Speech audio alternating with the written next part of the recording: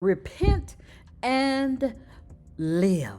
Here in this text, the Lord is reminding the people in Jerusalem and Judah that their fathers had to suffer because of their disobedience. They suffered hardship. But he told them that the remnant will not suffer like they did.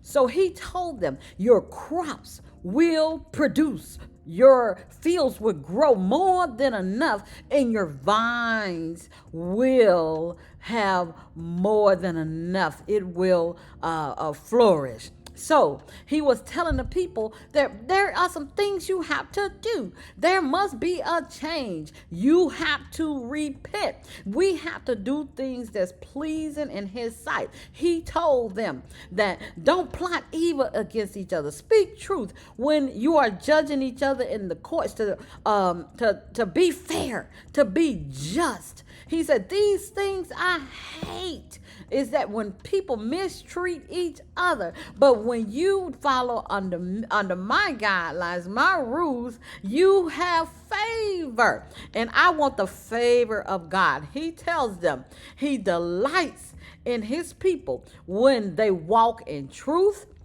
fairness, and peace. Let us repent and live.